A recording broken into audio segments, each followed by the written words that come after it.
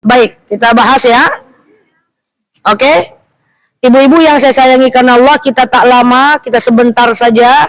Karena kita cuma sebentar sampai jam 11, saya akan sampaikan materi tentang yang tadi saya bilang tentang konsep takdir.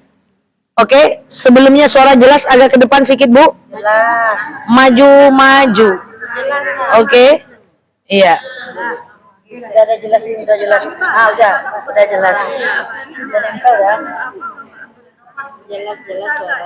Oke. Oke. Baik. Ibu-ibu yang saya sayangi karena Allah, saya mau tanya sama ibu-ibu. Rukun iman nomor 6 apa? Saya kepada qadar dan qadar. Ada baik, ada buruk. Oke. Katanya bahwa rukun iman nomor 6 kata ibu-ibu adalah percaya kepada kadar baik, takdir baik dan takdir buruk. Itu salah. Tidak ada takdir buruk, Besti. Tidak ada takdir buruk. Takdir itu ketetapan Allah. Mungkinkah ketetapan Allah adalah buruk? Enggak mungkin. Jadi rukun iman nomor 6 adalah percaya kepada qada dan qadar. Qada dan qadar. Jadi jangan lagi cakap percaya kepada takdir baik, takdir buruk. Tidak ada nama takdir buruk dalam agama kita. Semua takdir baik. Adalah kemiskinan, adalah lapar, itu adalah sesuatu yang baik buat kita. Ya, karena untuk menguji keimanan kita. Yuk kita bahas ibu-ibu yang saya sayangi karena Allah. Ini kajian penting supaya ibu nanti bisa tahu dan menempatkan takdir pada tempatnya. Ibu-ibu, takdir itu ada dua. Yang pertama, ada namanya takdir mubram. Apa namanya? Apa namanya? Takdir mubram. Takdir mubram. Mubram. Belum pernah dengar? Mubram. Mubram. Nah, minggu depan harus ingat lagi ya. Iya. Oke. Pertama ada namanya takdir mubram, betul. Iya. Dan yang kedua ada namanya takdir mu'allaq. Apa namanya? Mu'allaq. Takdir mu'allaq. Yuk kita belajar. Ibu-ibu, takdir mubram adalah takdir yang langsung given by Allah, datang dari Allah, jangan pernah diubah. Kalau ibu mengubahnya, maka berdosa besar. Kalau mau ibu ubah, nanti yang ibu ubah adalah takdir mu'allaq. Takdir mubram tidak bisa diubah, berdosa kalau ibu ubah. Ya, dia dari Allah langsung, tidak boleh diubah, berdosa kalau ubah. Orang banyak terbalik-balik. Takdir mu'allaq dia tidak ubah, takdir mubram dia ubah, terbalik-balik. Sekarang yang mubram dulu. Mubram adalah takdir yang tidak boleh diubah. Kalau diubah berdosa berarti tak mensyukuri perbuatan Allah, nikmat Allah. Contoh, kita dilahirkan dalam keluarga, dalam orang Minang. Itu takdir mubram, nggak bisa diubah dong. Kita nggak bisa minta bapak kita siapa. Kita tidak bisa minta ibu kita siapa. Kita lahir sebagai perempuan, tidak boleh diubah. Emangnya kalau perempuan diubah operasi jadi laki-laki tak boleh. Itu haram hukumnya.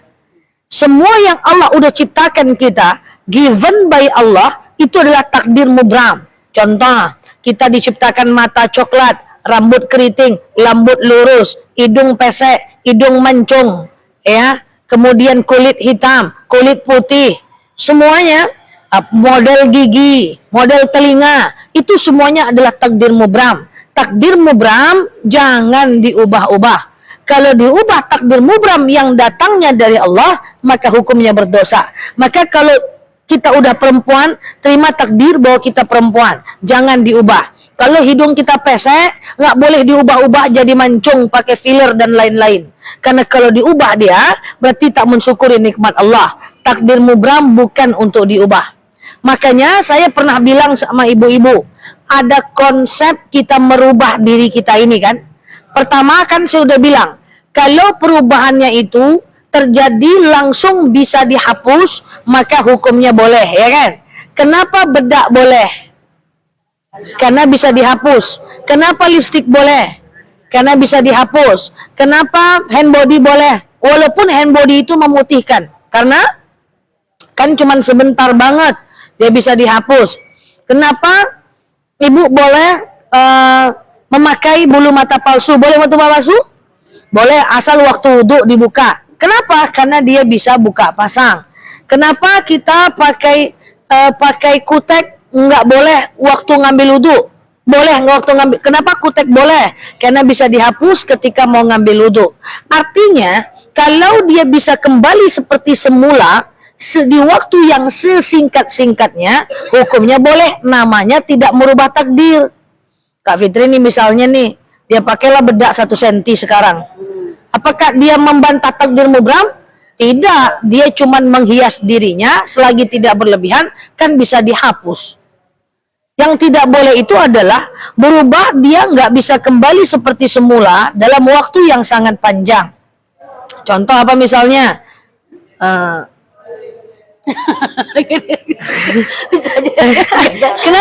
Kenapa sih enggak? Tunggu dulu. Kenapa? Kok geleng-geleng saya? Contoh, saya enggak tahu namanya soal makanya nggak Bu Ferina. Contoh, sulam alis, sulam bibir, sulam dompet. Itu berubahnya lama kan? Nah itu yang nggak boleh. Ya, memancungkan hidung, memesekkan hidung, membentuk bibir. Allah udah jadikan kita seperti itu, jangan diubah-ubah besti, itu namanya takdir mubram.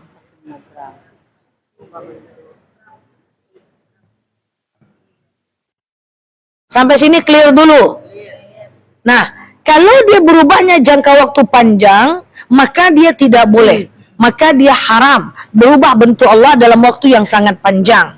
Itu sebab jangan melakukannya. Sekarang fenomena ada yang dia berubah tapi nggak terlalu panjang, cuman 6 bulan, cuman 4 bulan. Maka hukum status hukumnya, kalau dia berubahnya cuman sebentar-sebentar, status hukumnya adalah syubhat. Syubhat. Apa itu syubhat? Al haramu bayyin, haram itu jelas, wal halalu bayyin, halal itu jelas, wa ma bainahuma mutasyabihat, maka di antara keduanya itulah syubhat. Syubhat tetap ditinggalkan. Contoh, eyelash extension. Itu kan bisa dipakai dan bisa rontok lagi. Tapi kan waktunya lama, 3 bulan, 6 bulan rontok lagi. Dan kalaupun dia rontok lagi, dia juga merontokkan bagian bulu mata asli kita. Maka nggak jelas hukumnya. Dia bisa sih kembali seperti semula, tapi nggak kayak semula banget loh. Kan dia bingung. Jadi nggak jelas halal dan haramnya, maka dia menjadi syubhat. Contoh, apalagi rebonding. Rebonding kan lama, tapi kan bisa kembali keriting lagi. Tapi keritingnya kan nggak sempurna kayak dulu lagi. Bingung menetapkan hukum jadinya kan? Seandainya rebondingnya selamanya, maka dia haram. Seandainya rebonding cuma 1 jam, atau setengah jam, dia halal. Tapi rebonding itu waktunya lama dan kembali seperti semulanya, cukup berubah bentuknya tidak persis seperti semula, maka dia menjadi syubhat.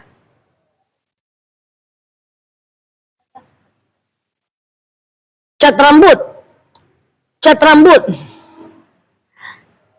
Enggak, saya cuma yang lainnya ya. Cat rambut ya gitu. Enggak, saya nggak bilang ibu cat rambut. Karena saya lihat ibu ketawa, saya lihat. Apa tadi? Cat rambut. Cat rambut, dengar baik, yang dibolehkan adalah yang mereknya henna. Henna ada dijual di Mekah. Henna itu dia masuk ke dalam permukaan rambut. Kita cat rambut, henna itu dia masuk ke dalam pori-pori rambut. Masuk ke dalam rambut, boleh. Tapi henna itu henna hitam tidak boleh, bolehnya selain hitam. Tapi henna yang selain hitam hanya bisa memerahkan, misalnya merah nih, hanya bisa memerahkan rambut putih. Sementara rambut hitam dia menjadi coklat. Maka cat rambut kalau dia henna boleh. Sama dengan inai. Kenapa inai boleh? Karena inai masuk ke dalam sela-sela kuku. Kenapa kutek nggak boleh? Boleh, tapi harus dihapus supaya pas wudhu kukunya nanti menjadi bagus. Cat rambut gimana menjadi kena? Cat rambut gimana? Kalau cat rambut ibu yang merek-mereknya saya tak sebut merek, tapi kayak bigen-bigen itu loh. Yang ibu kayak ke salon atau ibu cat sendiri di rumah, sekarang udah banyak jual di supermarket. Itu nggak boleh. Kenapa? Karena dia berada di luar lapisan rambut. di luar lapisan rambut, maka dia tak boleh. Maka wahai yang sudah ngecat-ngecat rambut, yang lalu biarlah berlalu, silahkan panjangkan rambutnya, nanti dipotong kalau sudah panjang, dan jangan ulang lagi.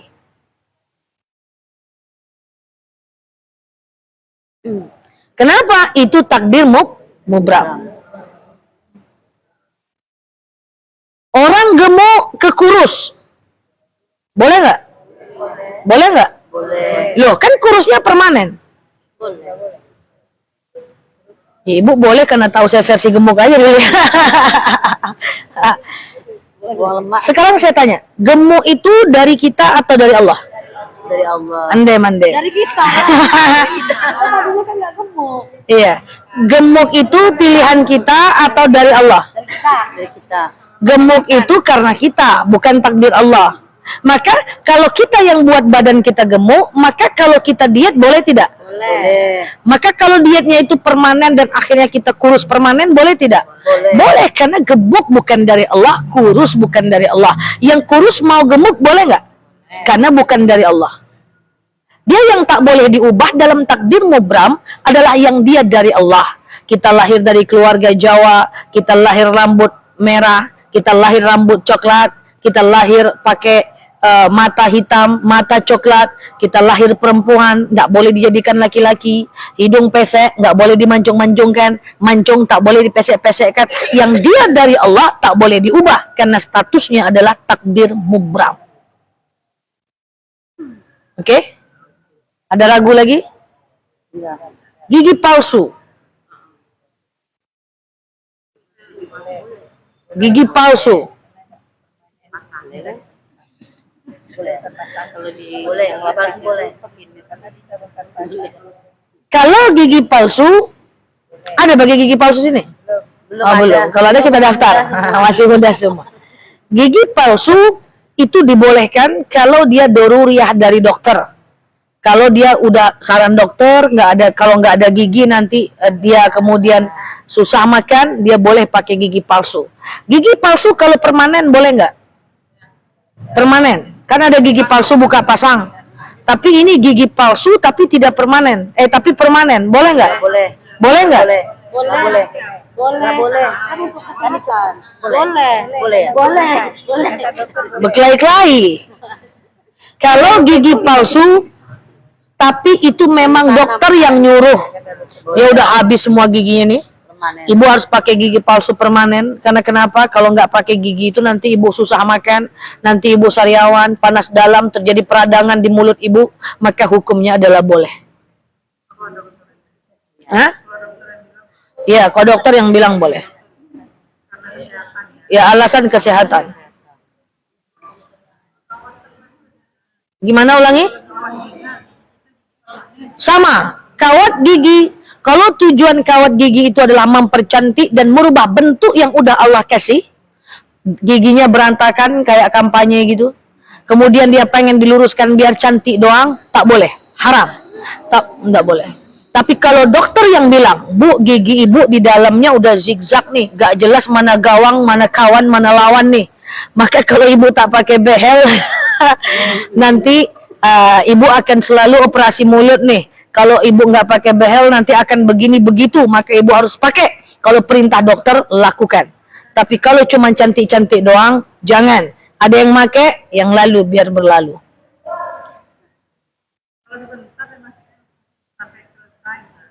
Kan dirubah bentuknya. Bentuk berubah. Bentuk berubah, nggak boleh. Maka ada jemaah saya tanya, Ustazah boleh nggak pakai gigi kelinci? Saya sering candain, nggak usah, kasihan kelincinya. Pakai gigi masing-masing aja. Sekarang ada namanya model gigi kelinci. Giginya diratakan, lalu kemudian dibentuklah depannya kayak kelinci gitu. Maka jawabannya nggak boleh, berarti itu sudah merubah bentuk Allah yang namanya takdir mubram. Takdir mubram jangan ubah-ubah. Yang lalu biar berlalu, kita bangun hari yang baru. Takdir mubram adalah semua yang Allah ciptakan kita nih utuh, ini takdir mubram semua. Maka yang pesek jangan dimancungkan, yang mancung jangan dipesekkan. mata merah mata bulat jangan disipit-sipitkan, yang sipit jangan dibulet-buletkan. Tapi kalau dia bisa cabut boleh, makanya kenapa pakai apa namanya? Pensil alis boleh. Kenapa pakai yang di bawah nih boleh? Eyeliner. Kenapa pakai yang kayak Siti Humairah boleh? Merah-merah. Kenapa boleh pakai baby cream? Karena bisa dihapus. Sebentar dia. Boleh dia. Ada lagi yang nanya, kan susah Ustazah bedaknya tebal, pakai bedak yang tidak waterproof. Kalau waterproof dia ibu ngambil wudhu susah nanti. Kalau dia waterproof, eyeliner, kemudian celak, itu kalau ibu mau ngambil wudhu, ibu harus hapus dulu pakai alat pembersih make up supaya wudhu ibu sempurna. Karena kalau nggak bisa. Nah itu, banyak orang ini manusia terbalik-balik. Takdir mublam dia ubah. Oke, nah jadi kecuali dengan alasan kesehatan, dia aksesoris itu boleh. Tapi aksesoris boleh nggak yang orang nggak pakai? Misalnya dia pakai tindik di giginya, atau dia pakai tindik di hidungnya. Dia di antara banyak manusia di dunia ini, misalnya di dalam kampusnya cuman dia sendiri yang kayak gitu. Misalnya di pengajian HCI cuman dia sendiri yang bertindik di sininya. Atau di lubang hidungnya, atau dalam lidahnya. Itu boleh nggak? Nggak boleh. Kan bisa dibuka lagi. Jadi boleh nggak? Nggak boleh. Kan bisa dibuka lagi. Nggak boleh. Nggak bolehnya karena apa? Nggak bolehnya karena aneh. Aneh itu bahasa Arabnya adalah tabarruj. Tabarruj itu adalah lain sendiri. Ustazah saya pakai permata di gigi. Tapi kan cuma ibu sendiri, Bu. Tapi kan bisa dibuka, Ustazah. Kata Ustazah kalau bisa buka pasang, hukumnya boleh. Oke, tapi itu tabarruj, ibu sudah berlebih-lebihan lain dari orang.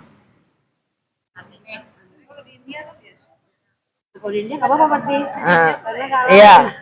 Sama dengan ibu seandainya di Mekah itu boleh yang namanya tawaf perempuan pakai warna ungu. Warna merah kan boleh, satu grup ungu semuanya boleh. Seandainya semua orang adalah hitam putih, lalu kemudian ibu cuman pakai merah sendiri, itu nggak boleh. Aneh ismin tabarruj.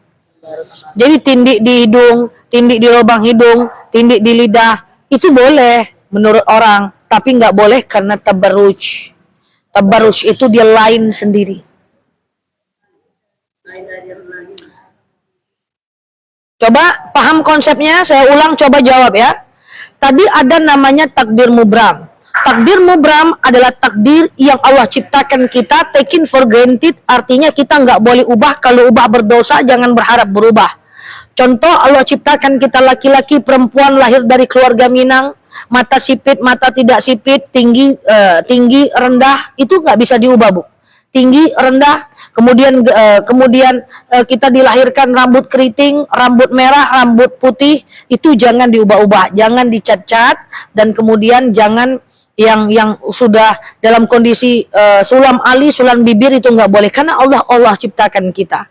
Rumusnya tadi ada 3. Kalau dia berubahnya langsung bisa dihapus, hukumnya boleh. Makanya bedak boleh, iya kan? Makanya boleh yang namanya pakai lipstick karena langsung bisa dihapus. Makanya kenapa eyeliner jadi boleh, maskara jadi boleh. Kalau dia waterproof tinggal dihapus waktu ngambil wudhu. Kalau dia nggak waterproof aman gitu ya. Dia boleh karena dia bisa buka pasang.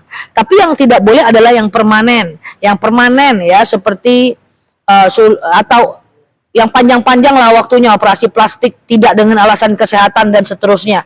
Sekarang ada yang tidak terlalu permanen seperti eyelash, kemudian rebonding, kemudian keritingin, itu hukumnya syubhat.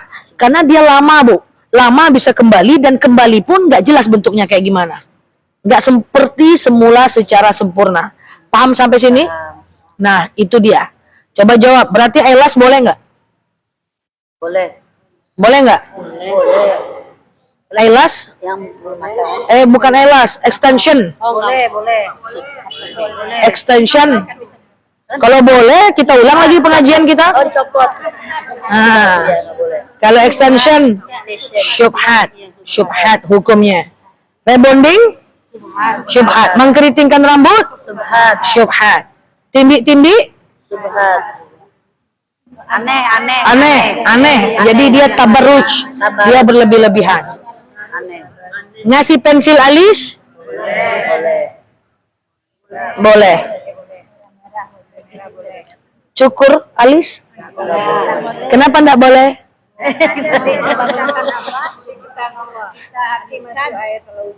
Nah, cukur alis tak boleh. Kenapa tak boleh? Karena nanti pas dia kembali nggak seperti semula lagi. Ya Ustazah lah cantik alami enggak. Bukannya tumbuh lagi ya? Tumbuh lagi nggak jelas di mana dia tumbuhnya lagi.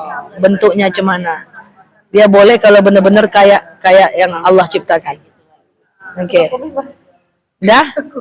Syubhat itu apa? Syubhat itu adalah nggak jelas halal haramnya. Nggak jelas halal haramnya. Cukur kumis ini boleh nggak? Rapikan tapi disamping. Cukur kumis ini boleh nggak? Cukur kumis laki-laki dan perempuan sunnah malah. Cukur kumis panjangkan jenggot laki-laki. Cukur kumis panjangkan jenggot kalau laki-laki, ya. Oke? Udah saya ulang-ulang nih, paham ya? Paham ya? Nah, jangan diubah-ubah. Kalau ada syubhat itu pokoknya gini, rebonding kan waktunya 6 bulan. Tapi kan ustazah kembali ke seperti semula. Iya, tapi kan nggak kembali banget. Dan waktunya lama loh 6 bulan. Jadi nggak jelas kan halal haramnya. Nah ustazah nih kalau ceramah bikin pusing kami, ya udahlah, nggak apa-apa. Yang penting ke depan jangan ulang lagi. Yang udah terlanjur biarlah. Itu berarti rezeki. Karena nggak tahu. Karena nggak tahu. Saya extension tuh memang cantik loh. Orang pakai extension tuh cantik. Teman saya pakai extension cantik, pengen juga saya. Tapi kayak gimana lagi? Syubhat jadi nggak boleh dia. Oke, Kak Fitri? Oke. Nggak pakai lagi saya. Oke, aman ya. Dan lanjut yang kedua ada namanya takdir mu'allaq. Nah, yang pertama ada namanya takdir mubram, takdir yang jangan diubah-ubah bentuk kita, postur kita jangan diubah. Tapi tunggu dulu, pakai skin boleh nggak? Supaya dia glowing. Boleh dong. Itu jelas boleh karena di perawatan. Kemudian memutihkan gigi, bersihin karang gigi, scaling itu boleh karena dia perawatan. Makanya kenapa kita yang tadinya kusut kemudian kita bisa wajah cerah karena perawatan dia boleh aja karena itu alasan kesehatan. Ya tapi kan dia nggak permanen dan kembali seperti semula pasti, kalau nggak ibu nanti minum lagi vitaminnya atau skinnya. Oke? Nah, yuk kita yang kedua. Yang kedua ada namanya takdir mu'allaq. Takdir mubram jangan ubah-ubah.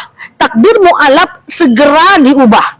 Kalau ibu nggak ubah takdir mu'allaq, maka kita rugi.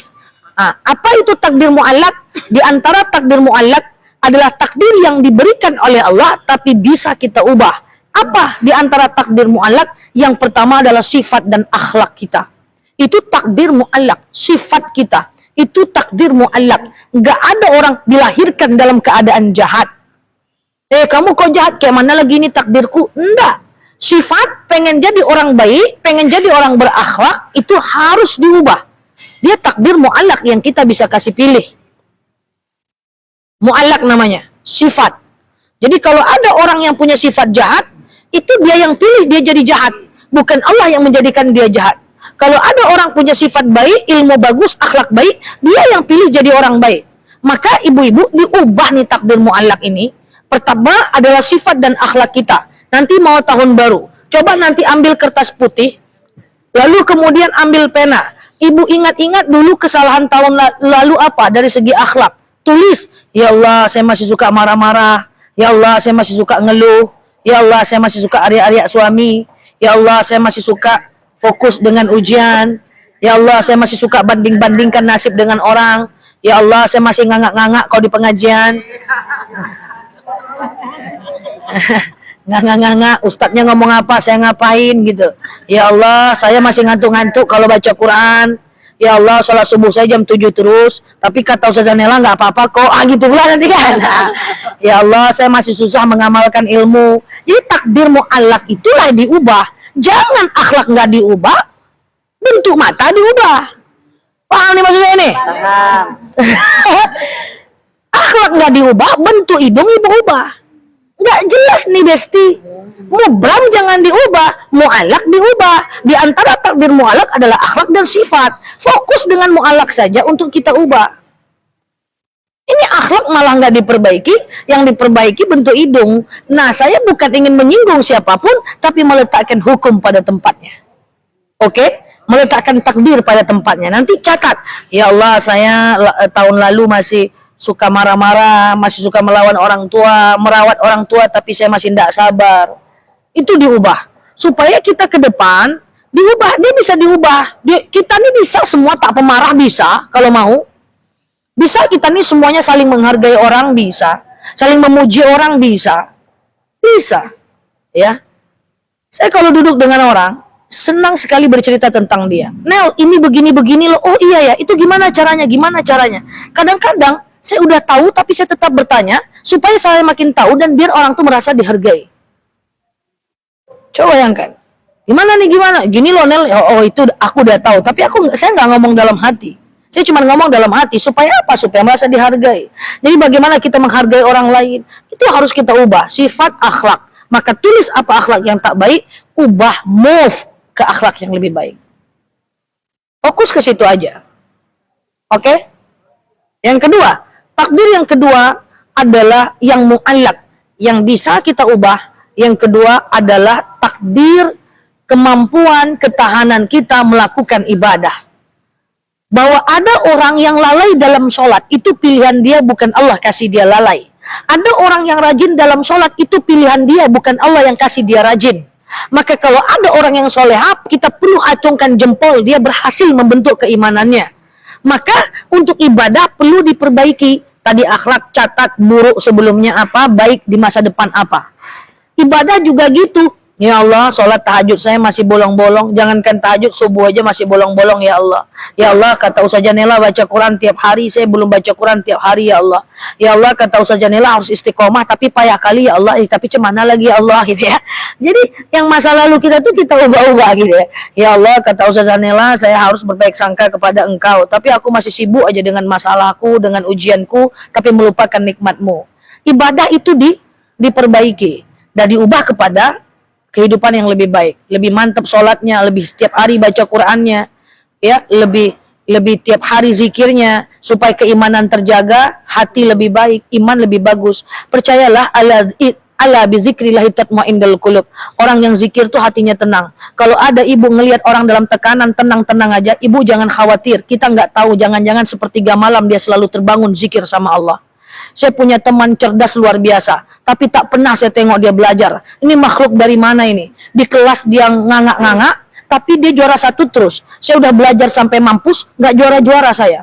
Suatu ketika saya intiplah dia tengah malam. Rupanya budak itu, dia bangun jam 2 malam sampai jam 4 malam. Kena tikung kita. Makanya dia juara terus. Kan kayak gitu ibaratnya. Jadi nggak ada hasil kalau nggak ada akibat. Kita nengok orang banyak sabar, tertekan dia sabar, orangnya santai, slow, tenang. Itu pasti ada sesuatu yang dia lakukan. Nggak mungkin dia nggak sholat, nggak baca Quran, nggak bangun tengah malam, dia tenang aja. Nggak ada tuh cerita. Kita nggak tahu, jangan-jangan tengah malam dia bangun menghadap kepada Allah. Kalau ada kita tengok nih orang sabar banget ya, nih orang kok di apa-apain dia tenang aja ya, pasti ada akibat. Ada akibat, pasti ada sebab. Kita yang tak tahu. Maka lakukan sebabnya. Akhlak perbaiki, itu mu'alak. Perbaiki, ubah-ubah akhlak itu. Jangan yang diubah-ubah itu bentuk alis. Astagfirullah, istighfar. Sibuk merubah bentuk alis. Akhlak diabaikan. Ya. Diubah itu mu'alak, diubah. Ya. Kemudian apalagi kita ubah ibadah. Ibadah kita tuh ubah-ubah ke arah yang lebih baik. Nah, ubah ya, jangan sibuk dengan mengubah-ubah bentuk hidung. Nggak tepat doh. Yang tepatnya itu merubah ibadah. Yakin dan percayalah Bu, kalau kita rajin sholat pada waktunya, kita baca Quran tiap hari, kita zikir, ala bizikrillah tatmainnul qulub, pasti hati akan tenang. Cuman tiap hari. Nggak bisa sekali-sekali saja. Saya udah baca Quran galau juga nyoh. Berapa kali? Sekali baru antu yuk. Sekali baru. Nah, jadi saya yakin Ibu sering menengok orang-orang yang tenang, dewasa, bijaksana. Nggak mungkin dia nggak melakukan apa-apa. Cuman kita aja nggak tahu. Karena orang beriman kebanyakan menyembunyikan kebaikannya. kebanyakan menyembunyikan ibadahnya. Kita yang nggak tahu kenapa jadinya dia kayak gitu. Semoga kita seperti orang-orang beriman. Amin. Allahumma. Ya. Pertama, diubah yang namanya akhlak. Kedua, diperbaiki yang namanya ibadah. Yang ketiga, saya pengen sampaikan bahwa ada yang ketiga yang kita harus ubah secara mu'allak. Apa yang ketiga? Yang ketiga adalah kesehatan kita. Ibu sakit, apa takdir dari Allah? Masa ya sakit takdir? Sakit ada sebabnya. Sakit itu pilihan kita. Maka kalau kita lalai dengan kesehatan, maka kita akan diminta pertanggungjawaban. Maaf, kita balik dulu yang tadi. Takdir mubram tidak akan diminta pertanggungjawaban. Kenapa kali ini lahir perempuan? Udah takdir, nggak akan ditanya oleh malaikat nanti, nggak akan ditanya, tenang aja lah, takdir mubram tuh santai-santai aja lah. Kulit hitam, kenapa kau hitam? Cemana lagi ya Allah, seluruh lahir, udah hitam. Kenapa kamu putih? Nggak usah, nggak akan itu yang ditanya oleh malaikat nanti. Kenapa hidungmu pesek? Kenapa hidungmu mancung? Tidak akan ditanya. Takdir mubrang tidak akan diminta pertanggungjawaban. Yang diminta pertanggungjawaban adalah takdir mu'allak. Yang tadi akhlak dulu diminta pertanggungjawaban. Akhlak baik dikasih balasan. Ibadah drop dikasih pertanggungjawaban. Ibadah baik akan diberikan ganjaran. Dan kesehatan juga seperti itu. Kesehatan pilihan. Kesehatan itu mu'allak. Makanya kalau ada ibu-ibu yang punya satu penyakit, yang kemudian ada indikasi ibu tidak boleh melakukan sesuatu agar penyakit ibu hilang, ibu harus lakukan. Kalau enggak, diminta pertanggungjawaban. Orang sakit bisa berdosa enggak? Orang sakit bisa berdosa enggak? Bisa. Kalau dia mengeluh dalam sakitnya dan melakukan hal yang dilarang dalam sakitnya. Orang sakit bisa berpahala enggak? Bisa. Kalau dia sabar dalam sakitnya. Jadi sakit itu kita yang tentukan. Sakit itu mu'allak. Makanya jaga kesehatan. Jangan kurang tidur, minum banyak tiap hari, makan makanan high protein, rendah lemak. Supaya apa? Karena itu diminta pertanggungjawaban. Orang yang zalim kepada dirinya, yang tidak bisa menjaga dirinya, pasti tidak akan pernah bertanggung jawab kepada orang lain. Maka ibu-ibu, kesehatan itu adalah takdir, ubah. Jadi kalau ibu untuk kesehatan, lakukanlah segalanya agar ibu sehat. Tapi kalau untuk yang tanam-tanam benang, jangan lakukan. Paham? Yang keempat, terakhir, paham-paham aja. Nanti kalau udah pintar berarti ya. Yang keempat adalah takdir yang bisa diubah, harus ibu ubah ke arah lebih baik adalah rezeki. Rezeki dalam bentuk rezeki finansial maupun dalam rezeki yang lain. Bu, rezeki itu Bu, kan saya sering dengar dari teman saya, ngapain capek-capek kerja Nel, rezeki itu udah ditanggung sama Allah. Betul nggak kalimatnya? Enggak. Kalimatnya betul nggak? Betul loh itu. Betul. Tapi tunggu dulu Besti, saya jelaskan dulu konsep rezeki. Nah, rezeki itu ada 4 pintu.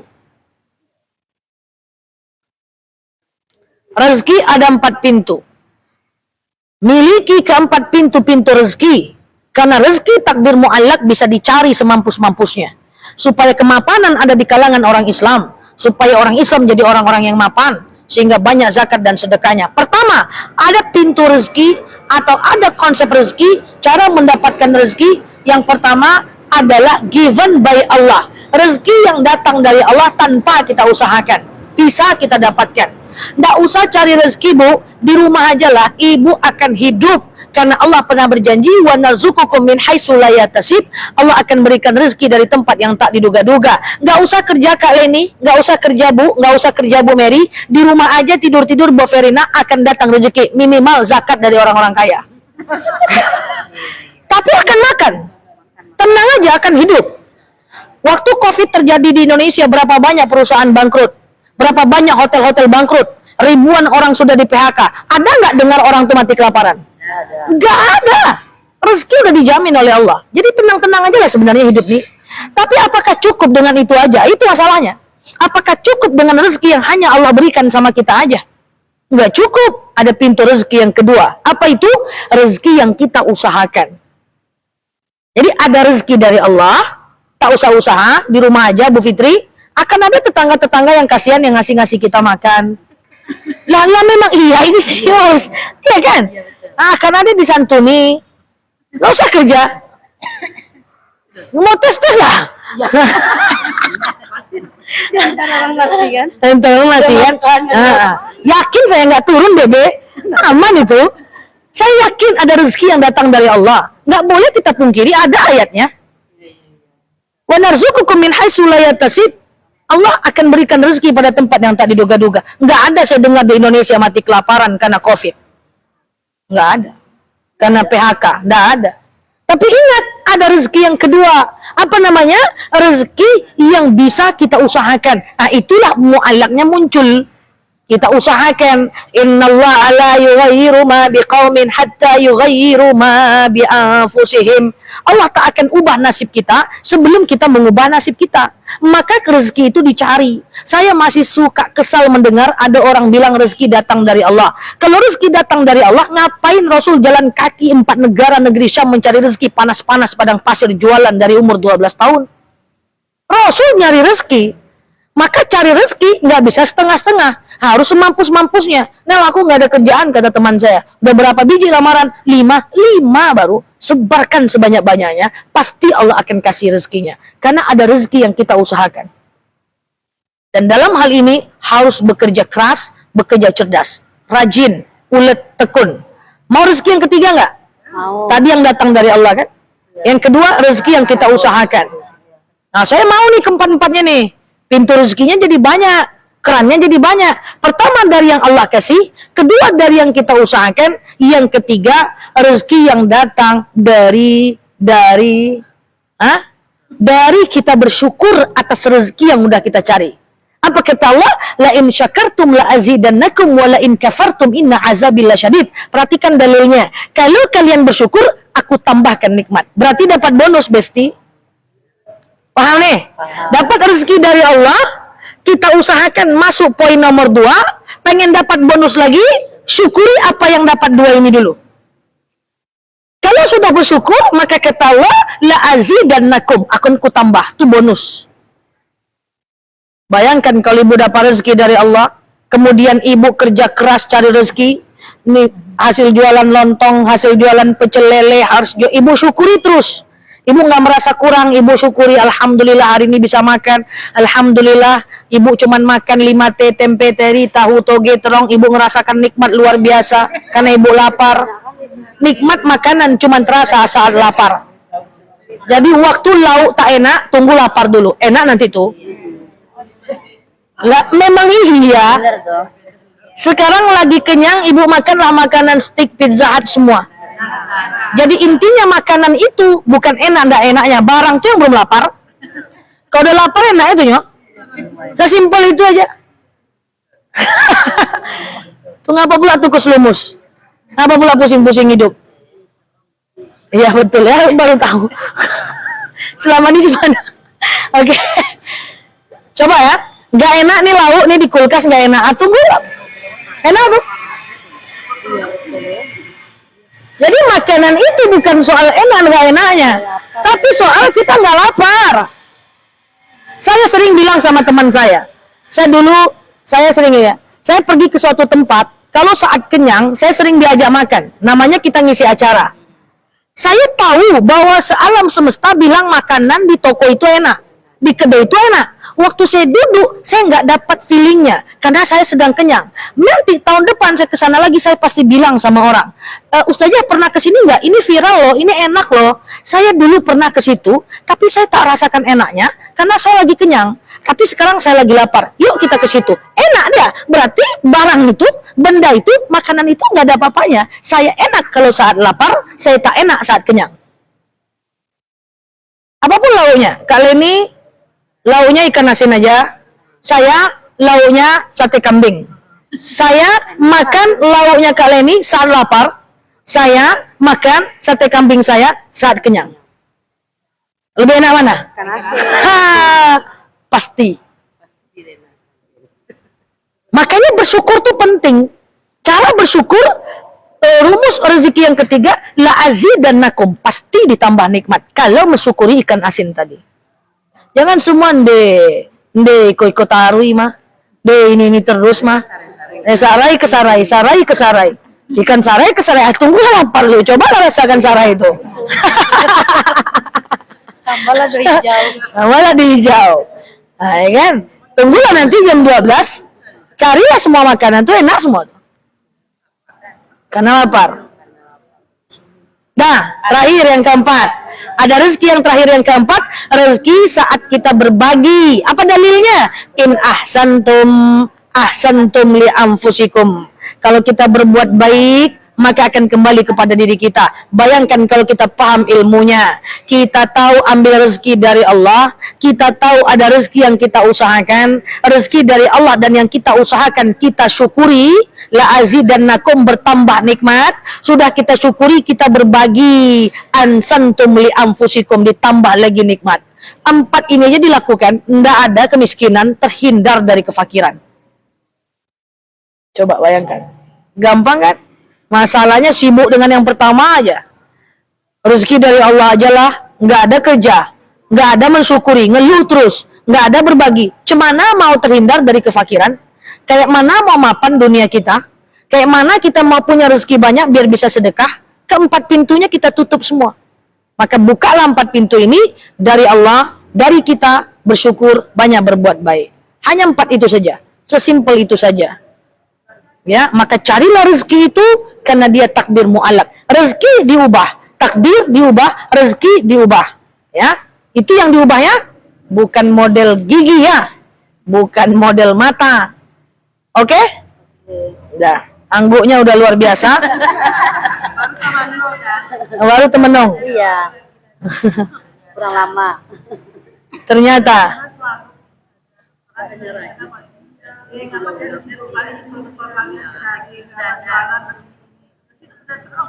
Nah, itu nggak paham. Ngapa sibuk-sibuk kali jualan, ngapa getol-getol kali cari rezeki? Suruh dia duduk, besti sini. Ada 4 pintu rezeki. Wah, ceramah lah. Tapi nggak ada air putihnya. Ada 4 pintu rezeki. Nggak, itu karena dia nggak paham. Dia nganggap rezeki cuma nomor 1. Tapi statement itu benar. Ngapain capek-capek kali kerja? Kan rezeki udah ada. Salah nggak? Benar statement itu, tapi nggak sampai ujung. Ibarat video dipotong. Oh iya, rezeki datang dari Allah. Tapi ingat, ada rezeki yang bisa kita dapat karena kita usahakan, kita syukuri dan kita bagikan. Gitu. Boleh nggak getol dalam hidup di dunia cari rezeki? Boleh. Bagus. Sahabat Rasul semuanya berusaha mencari rezeki di dunia. Harusnya harta tuh berada di kalangan orang beriman. Harusnya orang beriman tuh terhindar dari kefakiran dan kemiskinan. Supaya apa? Supaya zakat itu keluar dengan baik. Tapi kalau kita sudah tua, Ustazah, kita usahanya kurang mencukupkan apa yang sudah pernah kita, misalnya ada pensiun, begitu saja. Bagaimana itu, Ustazah? Nggak apa-apa, pilihan. Berarti kalau kita sudah tua, mencukupkan uang pensiun untuk kehidupan kita, nggak apa-apa. Nanti masuk surganya dengan cara apa? Bisa dari sedekah yang sedikit, bisa dari ilmu kita yang kita tutut, kita ajarkan ke orang, bisa dengan ibadah kita. Karena gini, nggak usah punya uang, nggak usah banyak berbagi, ibadah aja lah, masuk surga juga nyok. Masuk surga kan ada 3 cara. Pertama karena ibadah. Ibadah terus bu, siang malam puasa sunnah, puasa nisfu Sya'ban, yaumul bid, ibadah terus, jangan kau keluar rumah, jangan nyakitin orang, masuk surga tuh. Yang kedua, bisa masuk surga karena ilmu, tuntut ilmu banyak-banyak, kasih sama orang, tuntut ilmu banyak-banyak, kasih sama orang, hindari maksiat, masuk surga tuh. Yang ketiga, bisa masuk surga karena harta, cari uang banyak-banyak, sedekahkan kayak Khadijah, masuk surga tuh. Terserah mau pintu mana ibu masuk.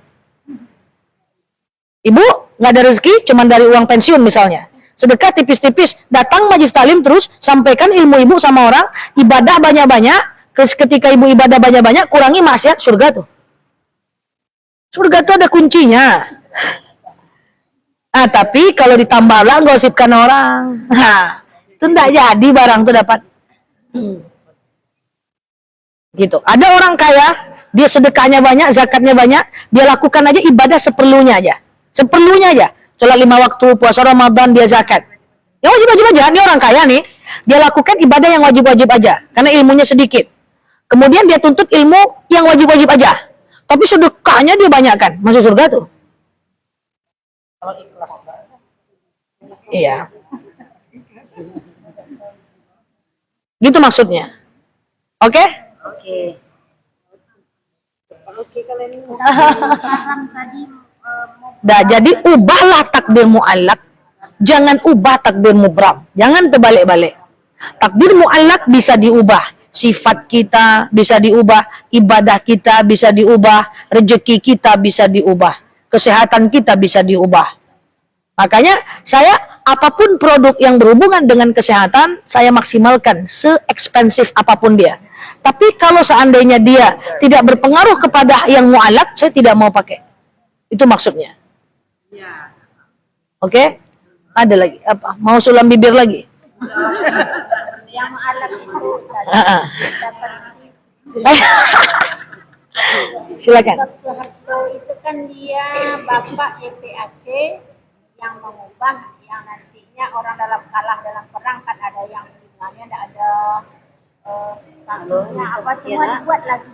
Ya. Apakah itu dia dibolehkan itu termasuk enggak dia ke dalam perang? Berperang karena perang. Ya, dia perang. Kan Kalau dia karena- harus- Kalau ada orang berperang, siapapun namanya, ya. Kalau ada orang berperang, siapapun namanya, perang itu pilihan dia kan? ya, Dia yang memilih berperang kan? ya. Untuk kebaikan. Dia pengen mati syahid. Itu mu'allak, bukan mubram. Dia yang pilih nanti dia dapat pahala karena dia syahid. Oke? Perang itu pilihan kita. Pengen mati syahid itu pilihan kita.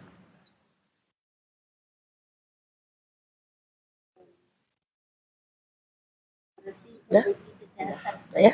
Baik. Oh, itu nggak apa-apa. Itu kan melahirkan anak bisa dengan cara sesar, bisa dengan cara normal. Kan pilihan aja. Tapi kan dalam pilihan yang tidak mengandung unsur dosa.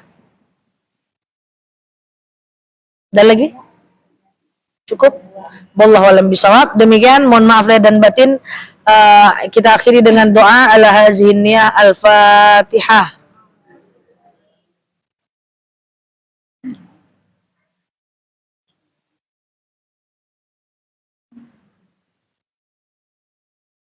Amin ya Allah, amin ya Rahman, amin amin ya mujibah sa'il.